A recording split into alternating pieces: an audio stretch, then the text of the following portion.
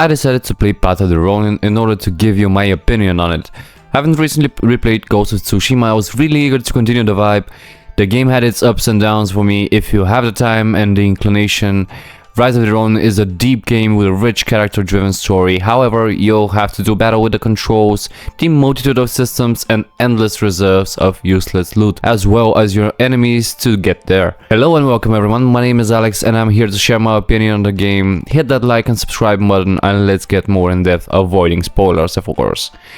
It's the mid-1800s. During the closing years of the Edo period, the power of the shogunate is diminishing, while Western influences begin to seep into the Japanese society. Amidst national turmoil and anxiety about the future, various factions emerge, eager to reshape Japan according to their visions. Rise of the Ronin places you right in the heart of this historical upheaval, where you'll navigate shifting politics, complex relationships, and the effects of the changing world. Team Ninja's most ambitious project yet, Rise of the Ronin reflects the vastness and intricacy of its environment with equally expansive gameplay and detailed systems. Honestly, it can be quite overwhelming to take it all in.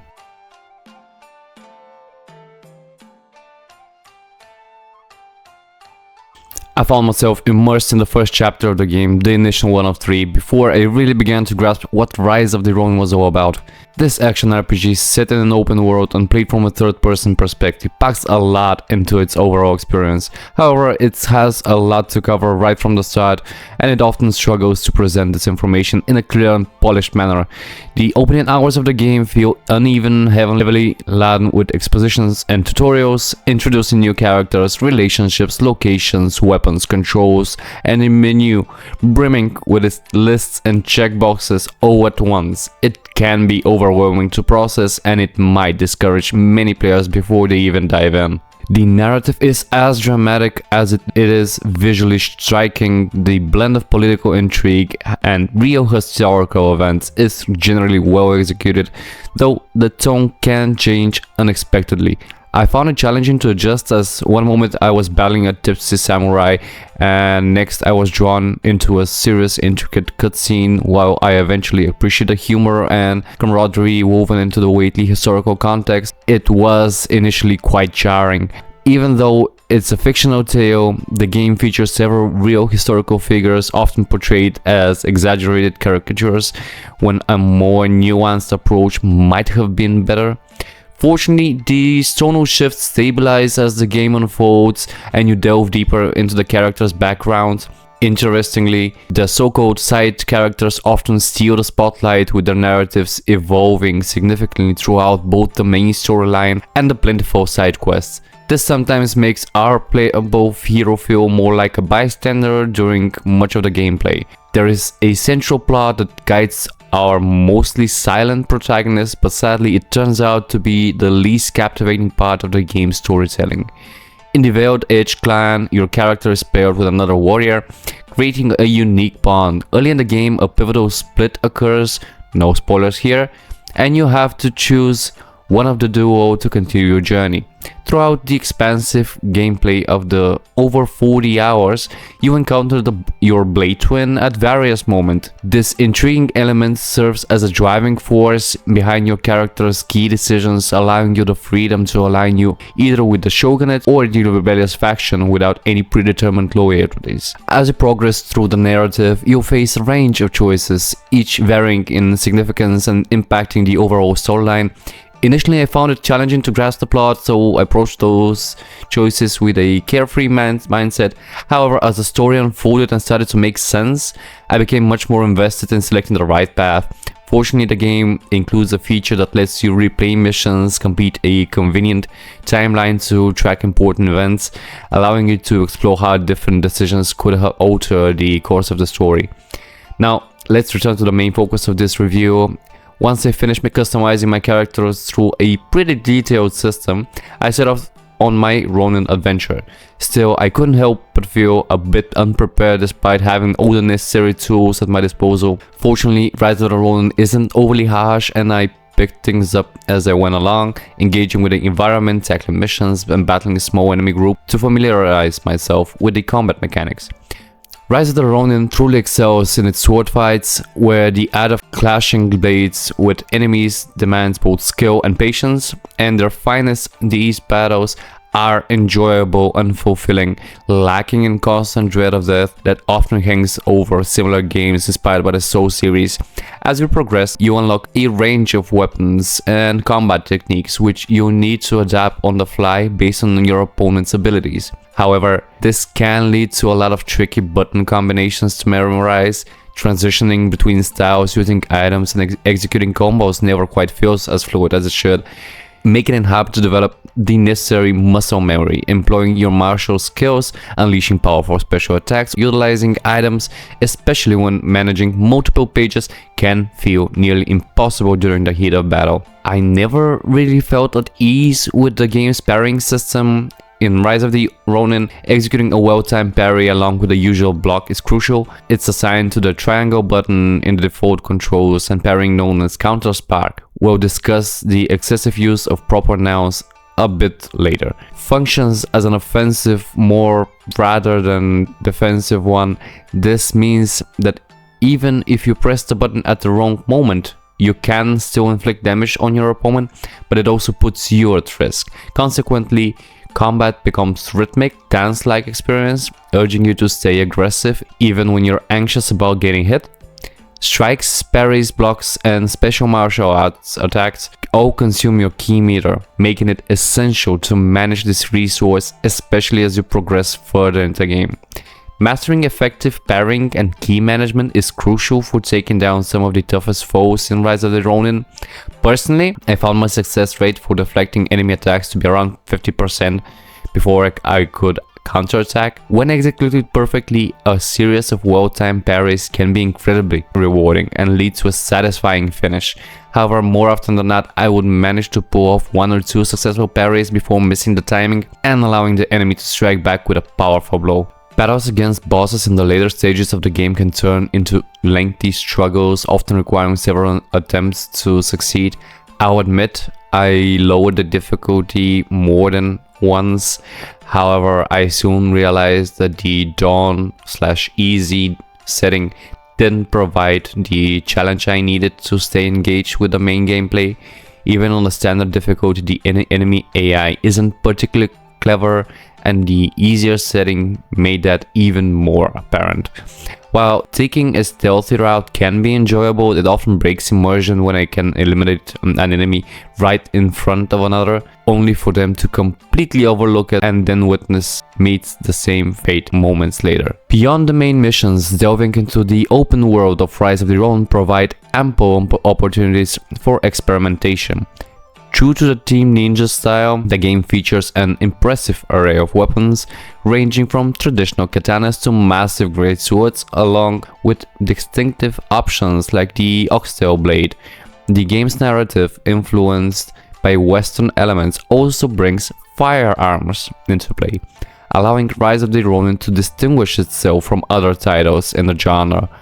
Whether you're delivering a powerful finishing move with a revolver or sniping foes from a distance with a rifle, these additions certainly add a unique twist. However, I couldn't shake the feeling that the firearms felt somewhat tacked on. They seem to lack integration into the main combat mechanics, which otherwise showcase a rich and intricate fighting system. I might be showing a bit of my cynicism here, but there are many aspects of Rise of the Ronin that seem to exist merely for the sake of having them. While the open world is certainly not an afterthought, it feels more like a requirement than a meaningful addition to the game and its narrative. There's a lot to go beyond the main missions, with side quests galore, enemy outposts to conquer, shrines to discover, cats to pet, and host other activities scattered throughout the game. I use the term scattered because after the initial excitement, many of these tasks feel inconsequential. It's like a checklist of open world tasks that can feel more like busy work. On the bright side, the early introduction of a glider offers a fantastic way to navigate the landscape. There's a real thrill to smoothly transitioning from the sky to your horse with just a button press. However, it can't help but wish for more engaging activities to fill the world. especially when not having fast travel points unlocked can feel like a penalty for not exploring thoroughly. While the variety of content is likely a positive aspect for many players, I found myself feeling a bit worn out from just taking off another item off the map, a sentiment that only grows when you start repeating tasks in the same locations later in the game. Even with my reservations, I have to admit that I found myself entangled in the extensive content. Even though my main goal was simply to advance the story, the incentive for engaging in all of this is the growing number of skill points, which come in two variety, allowing me to invest in different skill trees, while these skill trees also introduce new mechanics. Their overall impacts often felt minimal. Loot is handed out at an astonishing rate, both from mission completions and in the open world. By the time I finished the game, I could count on one hand how many times I bought items from a vendor. Most of my best equipment was given to me, and especially in the early stages, it improved so quickly that I struggled to keep up. I mentioned earlier that I would discuss the plethora of proper nouns in Rise of the Ronin, and now it's time to dive in. From items and weapons to consumables and game systems, everything has a name, which can make it quite challenging to grasp. Take the bond system, for instance. It's a reputation system linked to each character and faction. Sounds straightforward, right? Yet, the Rise of the Ronin bombards you with so many terms, made it tough for me to fully understand everything, especially at the beginning. Plus, there's a vast array of characters to keep track of. Like many other elements of the game, I eventually got used to them and started to see what the game and its system were aiming for.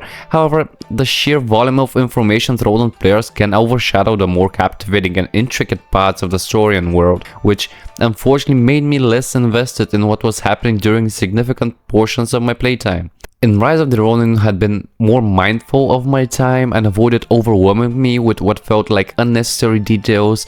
I might have recognized its unique features sooner. The main missions, although can get a bit repetitive, offer some incredible combat experiences and effectively push the story forward. While you navigate the open world solo, you can have up to 2 companions, each with their own unique abilities, join you during the main missions. Battling through waves of regular foes alongside these allies is enjoyable, but they truly shine when it comes to boss fights. You can team up to take down the tougher enemies, and they can also distract them while you regroup and strategize your next move. Plus, you have the option to control your companions directly, allowing them to attack and assist when needed, which can make even the toughest encounters feel more manageable. One of the standout features of Rise of the Ronin is definitely the bond missions, where you engage with AI companions to strengthen your relationship. Taking on this mission with fellow samurai not only enhances your gameplay experience but also enriches other elements of the game. These smaller missions are truly worth diving into for their engaging narratives, each character and storyline influenced by choices throughout the game and contributed to the overarching narrative of Rise of the Ronin.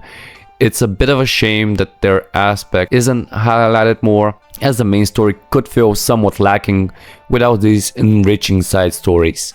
While still captivating, it misses the depth and complexity needed to fully achieve its cinematic storytelling ambitions. I refer to this as an attempt, and a commendable one at that, because while certain aspects of the presentation shine brightly, others fall short in comparison. The English voice acting varies significantly, swinging from excellent to quite poor, which creates an unpredictable experience regarding how pivotal story moments will resonate.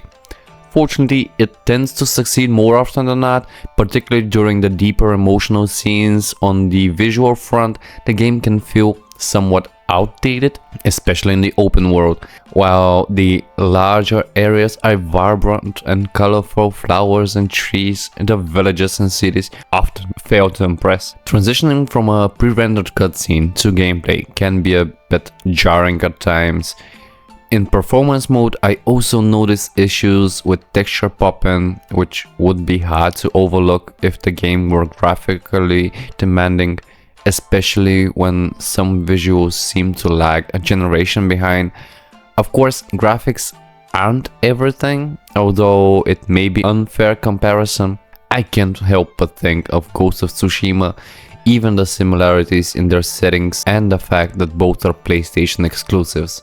Rise of the Ronin is set to be a game that sparks strong opinions. It's likely to become a cult favorite, standing in stark contrast to more universally acclaimed titles from PlayStation studios. Fans of the game will immerse themselves in its intricate systems and expansive world, passionately discussing how others just don't appreciate its depth. On the other hand, many players, myself included, now may struggle to overlook some of its more challenging features. The tricky controls, the sometimes cumbersome world building and storytelling, and the sheer volume of content can be quite overwhelming. Similar to the tale of the Twin Blades, Rise of the Ronin embodies the concept of duality. At its finest, it offers a complex, rewarding, and often absurd gaming experience. However, it can also demand too much from players and sometimes fails to deliver on its promises. The combat is enjoyable, yet the missions tend to become repetitive. The expansive open world is impressive but lacks engaging content. The narrative has potential but requires effort to fully appreciate. While its strengths do help to offset its weaknesses, I found myself contemplating a return to the game. Perhaps one day I will dive back in. For now though, I'll let others take charge of Japan's destiny. Please make sure to like and subscribe if this video helps you in your decision. It helps me provide more and better content for you. Thank you very much for watching. Leave a comment if you want more information on another specific title, and see you next time. Bye bye.